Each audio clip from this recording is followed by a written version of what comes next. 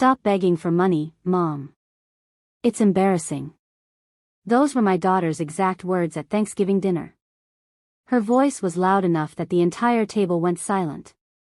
My fork froze halfway to my mouth, the mashed potatoes sliding back onto the plate. Across from me, my son and youngest daughter exchanged glances, and nodded in agreement. At that moment, I felt something in me break. Not quietly, not gently, like glass shattering. I looked at the faces of the three people I'd given my entire life to. The same children I'd nursed through fevers, worked extra shifts to send to college, and emptied my savings to keep afloat. And now, they looked at me as if I were an inconvenience. My name is Linda Morrison, I'm 68 years old, and for the past 2 years, I've been paying off my daughter's $30,000 credit card debt. Quietly. Faithfully. Without a single complaint. I never asked for applause. I only asked for respect. But that night, at a table covered with food I couldn't afford and surrounded by people I barely recognized, I realized respect was the one thing I'd never get from them. Rebecca, my eldest, leaned back in her chair, folded her arms, and said, "Mom, you always make things about money. Can't we just have one peaceful dinner?" Peaceful? I'd spent the last 2 years living on canned soup and skipping my medication so her credit wouldn't collapse. I wanted to shout, to remind them of everything I'd done, but I didn't. I smiled instead. A smile they mistook for surrender. "You're right, honey," I said softly. "I'll stop asking."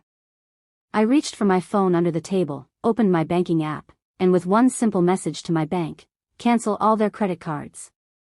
I ended years of quiet suffering. The room went on buzzing around me. They didn't realize what I'd done. Not yet. But by morning, they would. The woman they thought would always say yes had finally said no. And that no would change everything. Have you ever been hurt by someone you love, someone you'd have done anything for? Tell me in the comments where you're watching from, and make sure to subscribe. Because what happened after that Thanksgiving dinner taught me that sometimes, silence is the loudest revenge. When people talk about growing old, they warn you about the wrinkles, the aching knees, the loneliness. What they don't tell you is how it feels to become invisible to the people you once carried in your arms. I wasn't always alone. 3 years ago, my life still had laughter in it. My husband Robert was alive, my best friend, my partner in everything. We'd been married nearly 40 years. We were planning a trip to the coast for our anniversary when his heart gave out. One moment, we were comparing hotel prices, the next, I was holding his hand in a hospital room, begging him to stay. After the funeral, my house was full. My children surrounded me, Rebecca, Michael, and Katie.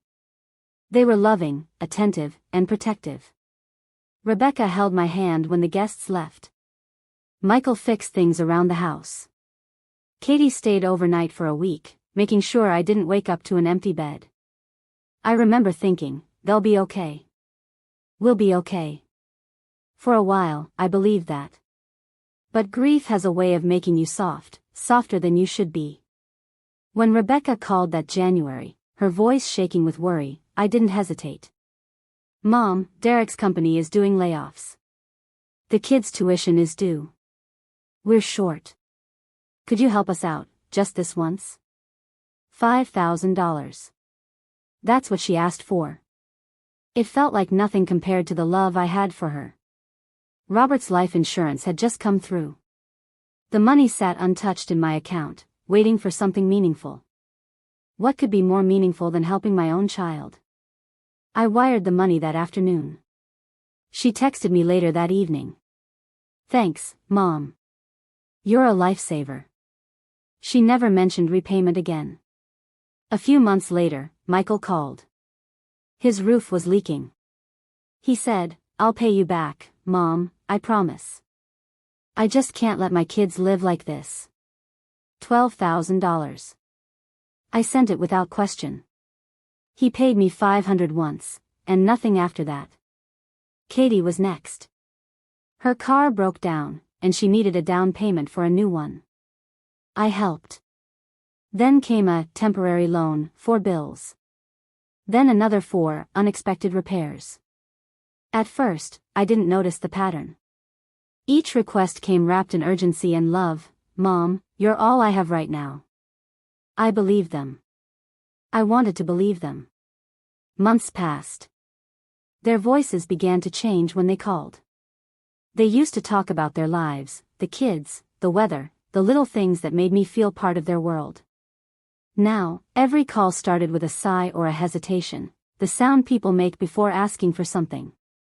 Rebecca's Sunday chats shrank from an hour to 5 minutes. Michael's visits became text messages. Katie, who lived 15 minutes away, always seemed too busy. I started to realize I'd become a walking emergency fund, a safety net they didn't respect. Still, I couldn't bring myself to stop. When you're lonely, you'll pay any price for company. I told myself they were just overwhelmed, that things would go back to normal. Then came Christmas. My first one without Robert. I wanted it to feel like the old days, full of noise, warmth, and family. I cooked until my joints ached, turkey, pies, stuffing, everything Robert used to love. I wrapped gifts for everyone, including the grandkids. 2 days before Christmas, Rebecca called. Mom, Derek's parents really want us in Spokane this year. They're getting older, and we can't skip again. You understand, right? My throat tightened. I tried to sound calm. Of course, sweetheart. We'll do New Year's instead. But New Year's came and went. Nobody showed up. Michael texted on Christmas Eve, a short message about heading to Napa. Katie didn't even respond to my calls. That night, I sat at the dinner table alone. The food had gone cold, but I couldn't bring myself to throw it out. The silence felt heavy, the kind that makes you hear every tick of the clock. I cried into my mashed potatoes and whispered to the empty chair, "You'd know what to say, Robert. You'd know how to fix this." The next morning, I packed all the leftovers and took them to the shelter downtown. The volunteers thanked me, and for a brief moment, I felt useful again. But when I got home, the quiet came back, sharper than before. That was the day I stopped pretending I still had a family who cared. I told myself, maybe they'll come around. But somewhere deep down, I already knew the truth. I'd raised children who knew how to take, but not how to give. I used to think that helping my children made me a good mother. Now I know it made me an easy target. The calls started coming more often, every few weeks, sometimes every few days. Always polite at first, always ending the same way. Mom, I hate to ask, but we're short again. Mom, can you cover this just until payday? Mom, you know I'll pay you back. But the paybacks never came. By the second year, my savings had dropped from nearly $40,000 to less than 10. The numbers on my bank statement felt like bruises, each one smaller, darker, harder to look at. Rebecca's biggest favor was the one that nearly ruined me. She came by one afternoon, all smiles and charm. She brought flowers, kissed my cheek, and talked about her new job like everything was wonderful. I hadn't seen her that cheerful in months. Over tea, she said casually, "Mom, my credit score isn't great, but I found a way to fix it. If you co-sign for a small card, it'll help me build it back up. You'll never have to pay a cent." She pushed the papers across the table. "Just a formality," she said. I signed. Of course I signed. She was my daughter. That formality became an $18,000 nightmare. 4 months later, I got a call from a collection agency asking for Rebecca Morrisonchen. They told me payments hadn't been made in months, and as the co-signer, I was responsible. My hands shook so badly I could barely hold the phone. When I called Rebecca, she sounded calm, almost rehearsed.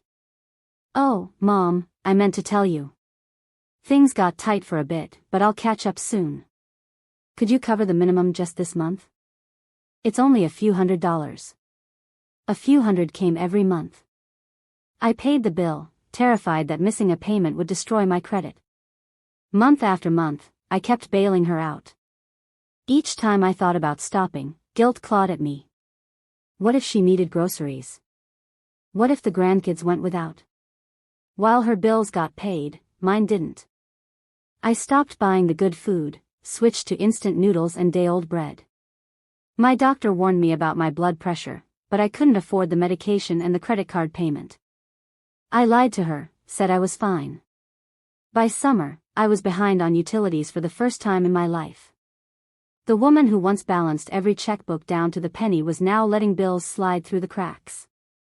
I should have told someone. But who? My friends would have pitied me.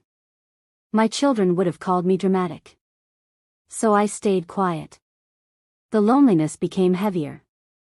My house felt smaller, colder. Every corner reminded me of Robert, of how proud he'd been of our discipline, how he'd bragged that we never owed anyone a dime. He would have been heartbroken to see me like this. In September, I finally reached my breaking point. I called Rebecca, voice trembling but steady enough to say the words. Sweetheart, I've been paying this card for 8 months. I'm drowning. I need you to take over. Her sigh came through the phone, sharp and impatient. Mom, I thought you were happy to help. You still have Dad's life insurance, don't you? Had, I corrected. It's almost gone. Well, we're barely keeping our heads above water. Maybe once Derek gets his bonus. Her excuses blurred together, the same melody I'd heard for 2 years. When she hung up, I stared at the blank phone screen for a long time, listening to the silence that followed. That silence told me more than her words ever did. October arrived with a cold snap. My heating bill bounced because there wasn't enough in my account. I'd never had that happen before. I stared at the red insufficient funds notice and felt a wave of shame so deep it made me nauseous. I logged into my online banking and saw the truth, $847 in checking. $3,200 in savings. That was it. 2 years earlier, there had been almost $40,000. I'd handed over more than $60,000 to my children. I sat at the kitchen table that night with my bills spread out before me. The numbers blurred as tears filled my eyes. For the first time, I said it out loud, they're not struggling. They're using me. It hurt to even hear the words. But once I did, something inside me shifted. The next morning, I woke up early, poured a cup of coffee, and stared out the window at the gray sky. My hands were steady now. For months, I'd been waiting for my children to change. I finally realized I was the one who had to. I wasn't ready to confront them yet, not completely. But the anger had started to take root, and anger, when it's righteous, can be the beginning of strength. That was the day I promised myself, no more blind generosity. No more silence. No more paying for love that should have been free. I didn't know it yet, but Thanksgiving was coming, and with it, a reckoning. Thanksgiving was always Robert's favorite holiday. He loved the noise, the laughter, the chaos of too many people crammed into one kitchen. After he died, I tried to keep that spirit alive, even when no one showed up. But that year, everything changed. It started with an email from Rebecca. Mom, we're hosting Thanksgiving at our place in Seattle this year. Derek's parents are coming. Can you let me know if you can make it? No phone call. No warmth.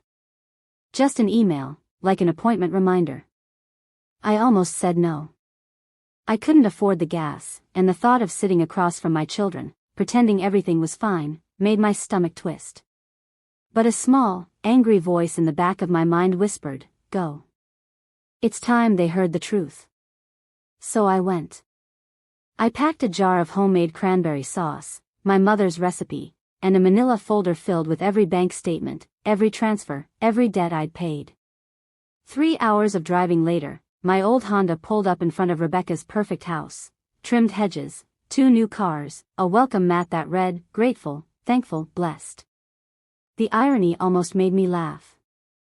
I sat in the car for 10 minutes, gripping the steering wheel, telling myself I could still turn back. But I'd turned back too many times before. When I finally walked up the steps, Rebecca greeted me at the door with a practiced smile. "Mom. You made it." Her voice was sweet, but her eyes were already darting past me, checking that the neighbors had seen her being a good daughter. Inside, everything sparkled: marble countertops, expensive wine glasses, a dining table that could have paid my electricity bills for 6 months. Michael and Katie were already there, chatting with Derek's parents.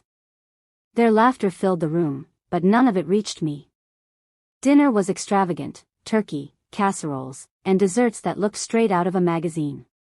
I couldn't stop thinking about the grocery list I'd trimmed down the week before just to make it through the month. As we ate, the conversation floated around vacations, renovations, and plans for summer. Rebecca mentioned they were thinking about adding a pool. A pool. While I was living on instant soup and cutting my pills in half to make them last longer. My chest tightened. I tried to swallow the bitterness with another sip of water. After dinner, as everyone relaxed in the living room, I stood at the sink washing dishes. My joints ached, and my reflection in the kitchen window looked tired, older than my years. That's when I made up my mind. I dried my hands, turned around, and walked into the living room. They were all there, my children, their partners, Derek's parents, comfortable, chatting, full of wine and laughter. "Rebecca," I said, my voice steady, "can we talk about the credit card?" The room froze. She blinked, her smile stiffening. "Mom, not now. We have guests." "I've been paying it for 9 months, I continued. "That's over $12,000. I need to know when you'll start making payments." Her cheeks flushed. "Mother," I said, "not now." "But, sweetheart, She slammed her glass onto the table. "Oh my God, are you really doing this? At Thanksgiving? You're embarrassing me." The words hit like a slap. Michael shifted uncomfortably. Katie stared at her phone. Derek's parents looked anywhere but at me. I opened my mouth to speak, but Rebecca cut me off again. "Stop asking for money. It's humiliating. You gave it to us, now let it go." That was the moment. The one that burned into my memory forever. I looked at her, at all of them, and realized they didn't see me as their mother anymore. I was a nuisance. A burden. An old woman they could guilt and silence whenever I reminded them of what they owed. I took a slow breath and nodded. "You're right, honey," I said quietly. "I'll stop asking." She smiled, thinking she'd won. But while her glass was still in her hand, I reached into my purse, pulled out my phone, and opened my banking app. "What are you doing?" she asked. "I'm keeping my promise," I said. My fingers moved quickly, canceling automatic payments, freezing linked cards, locking accounts. Then I called the credit card company on speaker. "This is Linda Morrison," I said calmly. "Please remove me as a co-signer on account number ending in 4732. The representative confirmed it, explaining that since the primary cardholder had missed payments, I could legally detach myself from responsibility. "Thank you," I said. "Please notify the primary holder that she's now fully responsible." Rebecca's face turned white. "Mom, you can't just." "Oh, but I can," I said. "You wanted me to stop asking. Consider it done." Michael stood up. "Mom, let's not do this here." I turned to him. "Why not? You all had no problem taking from me here." The room went silent again. I opened the manila folder and dropped it on the coffee table. The papers fanned out, highlighted statements, transfer receipts, every dollar accounted for. $63,427, I said. "That's how much I've given you all. Every cent Robert left me so I wouldn't have to worry in my old age." Katie finally looked up. "Mom, that's not fair." "No," I said sharply.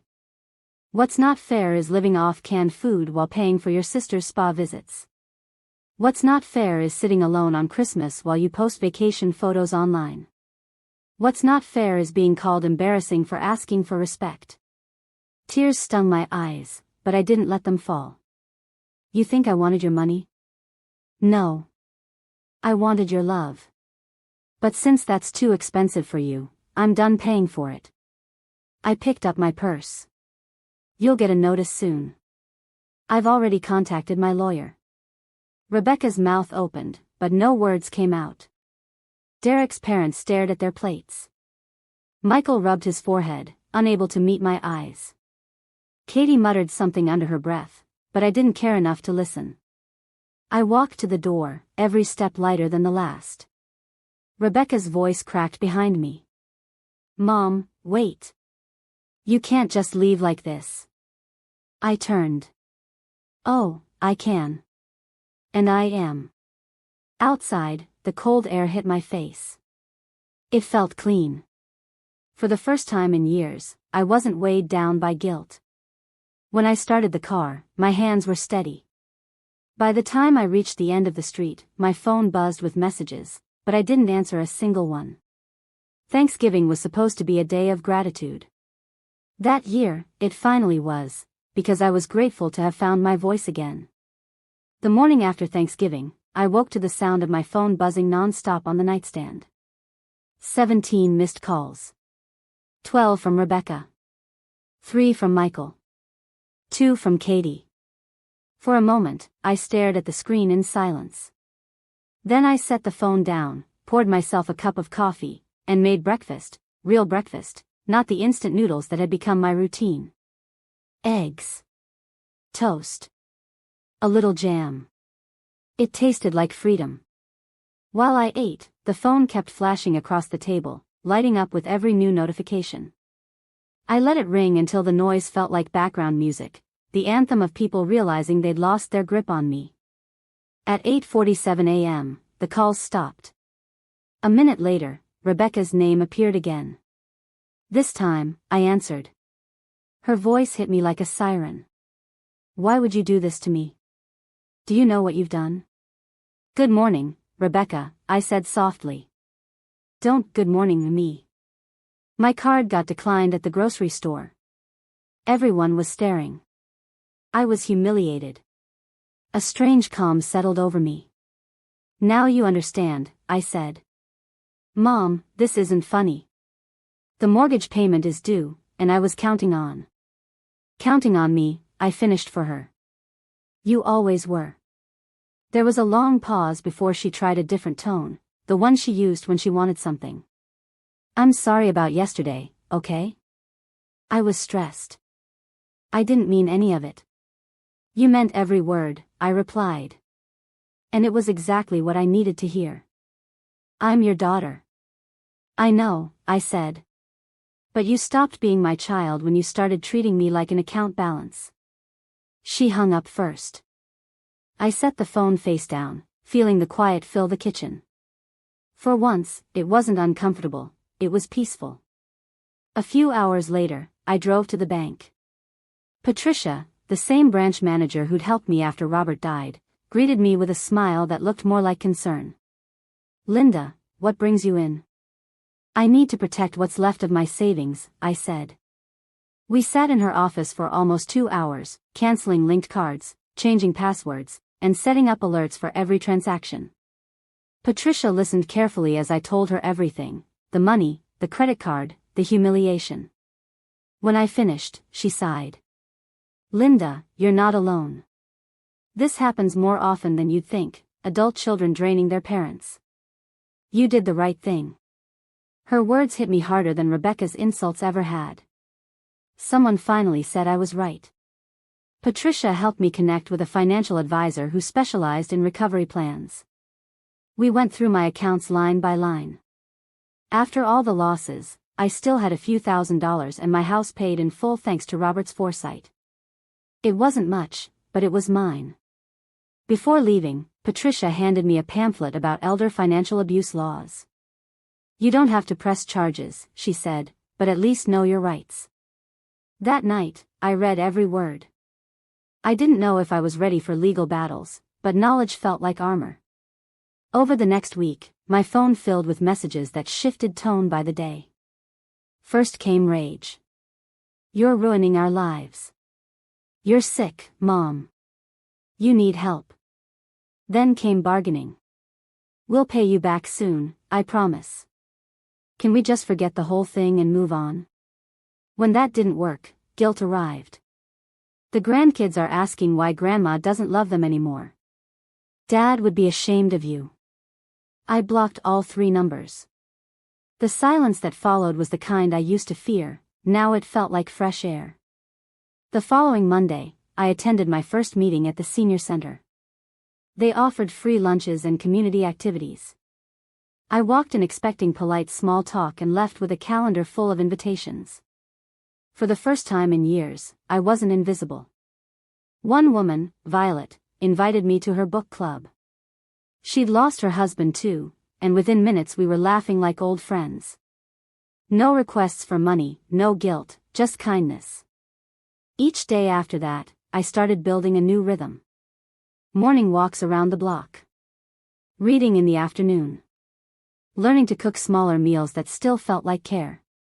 The more distance I put between myself and my children's chaos, the clearer everything became. They hadn't loved me for who I was, they'd loved what I could give them. And once I stopped giving, their love disappeared. It should have broken me. Instead, it rebuilt me. A week later, my doorbell rang. It was Katie, holding a designer coffee cup. Her expression told me she wasn't here to apologize. "Mom, we need to talk." I stayed in the doorway.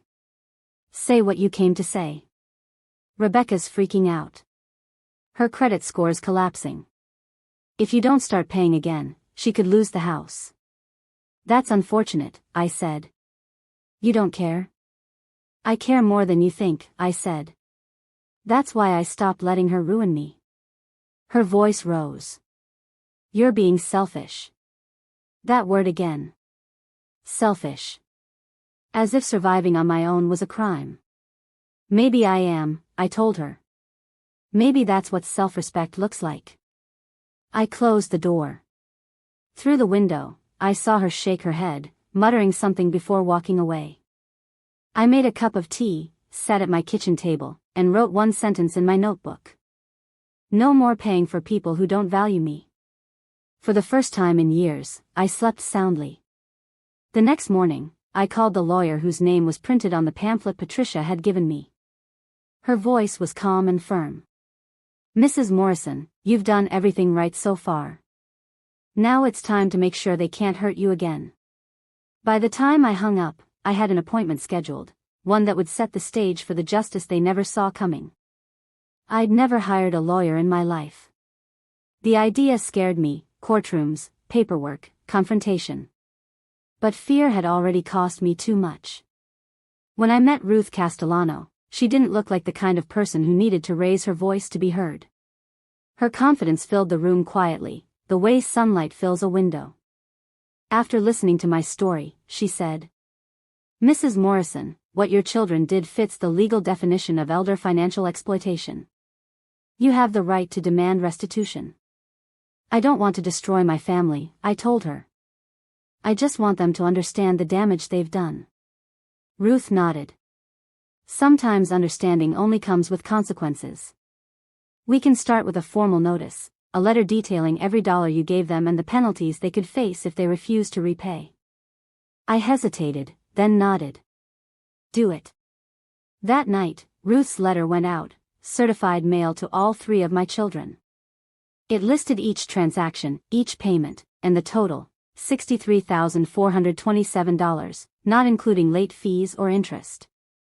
It also quoted the law: financial abuse of a senior can lead to civil penalties up to 3 times the amount taken. The silence that followed was brief. 3 days later, Rebecca called, furious. "Are you out of your mind? You're threatening your own children. You've completely lost it." "I'm demanding accountability," I said calmly. "There's a difference." She screamed until I hung up. A week later, a letter arrived from a lawyer representing all 3 of them. It called my claims delusional, said the money was freely gifted, and suggested I might be mentally unfit. That made me laugh, bitterly, but honestly. So, I sent their letter to Ruth. "Good," she said. "They've shown their hand. Now we escalate." We filed a lawsuit on January 7th. The legal papers named Rebecca, Michael, and Katie. Each was listed with the exact amount owed and a detailed description of their behavior. Ruth explained we'd be suing for $63,427 in direct damages, plus $30,000 for emotional distress and legal fees. It felt strange seeing my children's names on official documents like that, like a line had been crossed that could never be erased. But they'd drawn that line, not me. The news hit them like a storm. Rebecca left a voicemail filled with screaming, calling me cruel, ungrateful, and insane. "We'll prove you're incompetent. You'll lose everything." I saved it. Evidence. Michael's message was colder. "This is how you want to spend your final years? Destroying your family? Dad would be ashamed." Katie sent a text. "I hope you're happy. You'll never see us or the grandkids again." I stared at that message for a while, then deleted it. The truth was, they'd stopped letting me see my grandchildren long before the lawsuit. Ruth warned me that the months ahead would be difficult. "They'll try to guilt you, shame you, even intimidate you. Stay quiet. Let the evidence speak." So I did. During that time, something unexpected happened. Life started coming back. My book club meetings with Violet became weekly therapy sessions full of laughter. I started volunteering at the local food bank, serving meals to people who still knew gratitude. Every day that I woke up without begging for someone's attention felt like a victory. Still, as March approached, the court date, I could feel my stomach tightening. The night before the hearing, I laid out my clothes, a navy blue dress Robert had always liked. I ironed it carefully, whispering to his photo on the dresser. "Wish me luck, love. I'm doing this for both of us." The next morning, I walked into the courthouse with Ruth by my side. Across the aisle, my children sat with their lawyer, polished, stiff, refusing to meet my eyes. The judge, Patricia Morrison, no relation, called the case to order. Her tone was calm but firm. Rebecca's lawyer started the defense. His words were smooth and carefully chosen. "Your Honor, this is not exploitation. These were gifts, generous gestures from a loving mother who's now confused by grief." Ruth remained silent until he finished. Then she stood. "Your Honor, my client may be grieving, but she's not confused. She's been manipulated, drained, and humiliated by her own children. And today, she's asking not for pity, but for justice." Ruth handed over the folder of evidence, bank statements, text messages, and copies of the transactions I'd highlighted by hand. Each page felt like a confession, not of guilt, but of endurance. When Rebecca took the stand, she cried. "I never meant to hurt her. She said she wanted to help. We thought it made her happy." Michael's testimony was measured but defensive. "We were all struggling. Mom offered to help. We didn't force her." Katie barely spoke, claiming she only borrowed a little. Finally, it was my turn. Ruth guided me gently through my testimony. I told the court about the sleepless nights, the unpaid bills, the meals skipped so I could make Rebecca's credit card payments. I spoke about the day my daughter called me embarrassing for asking for repayment. When Ruth asked how it affected me, I paused. My husband and I worked hard all our lives. We raised our children to be kind and honest.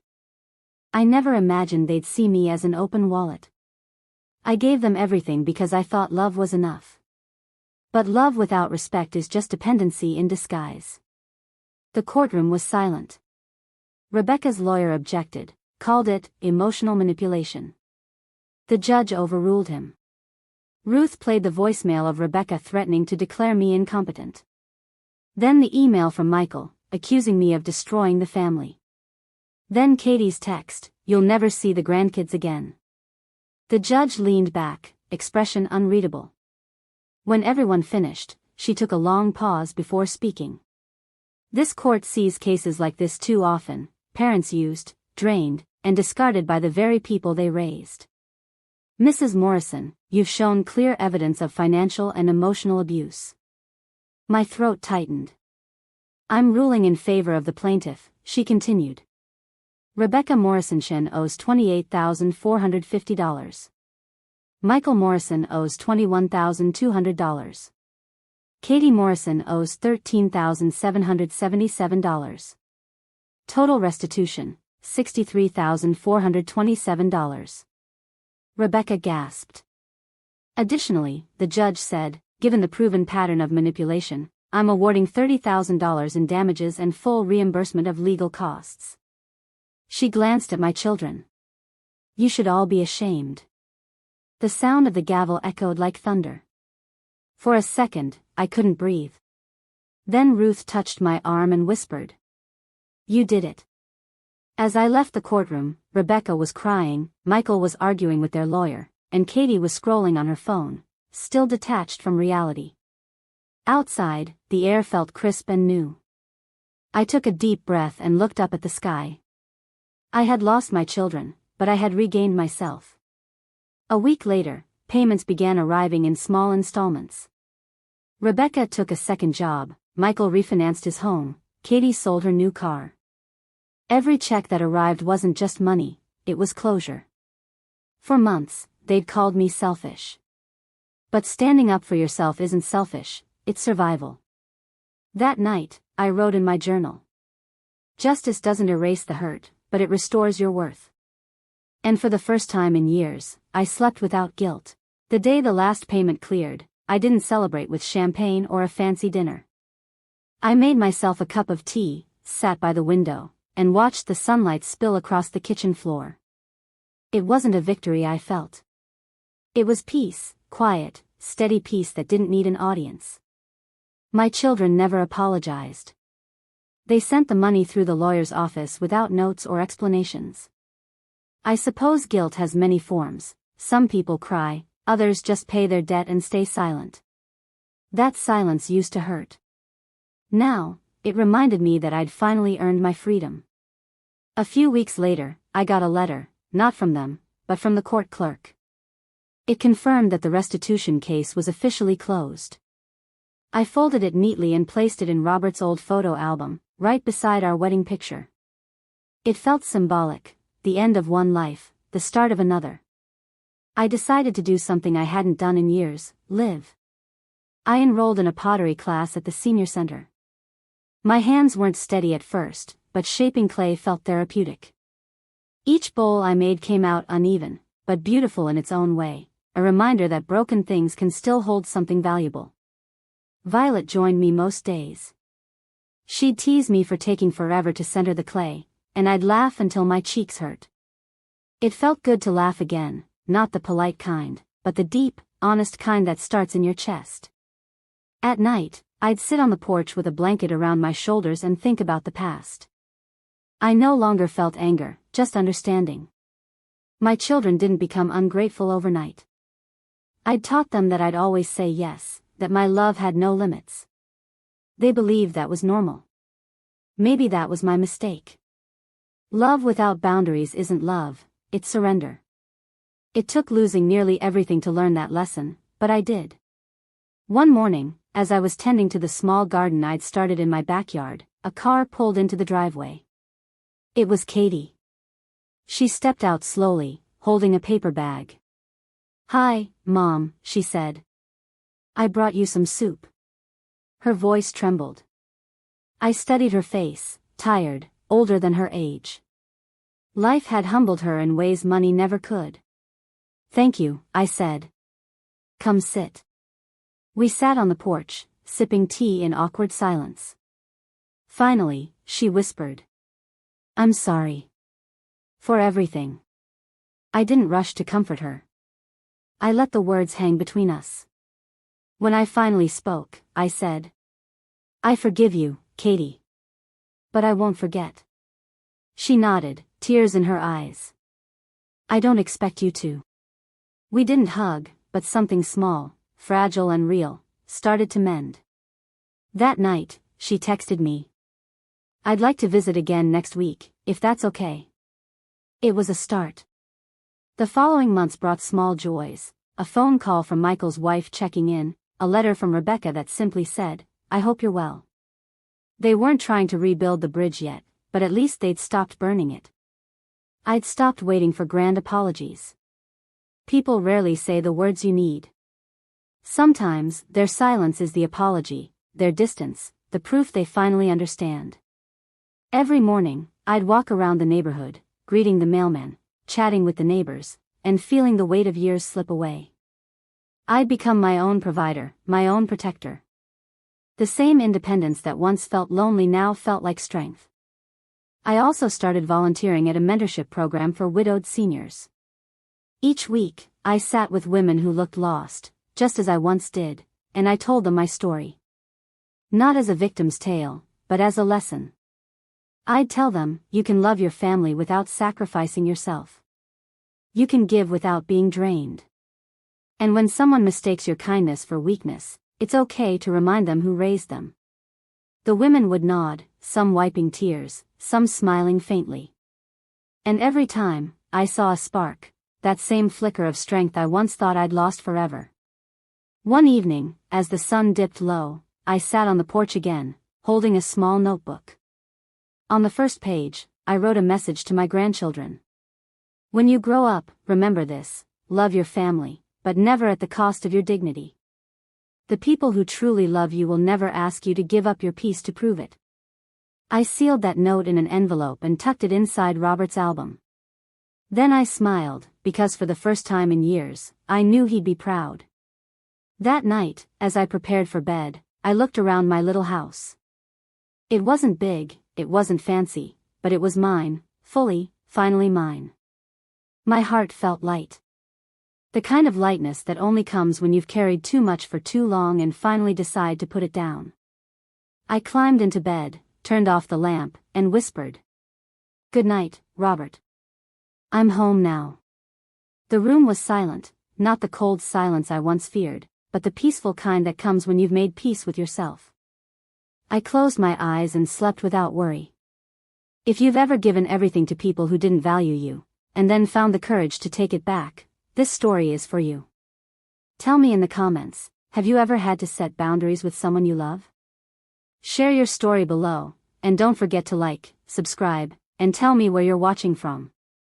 Because every woman who stands up for herself reminds another that it's never too late to start again.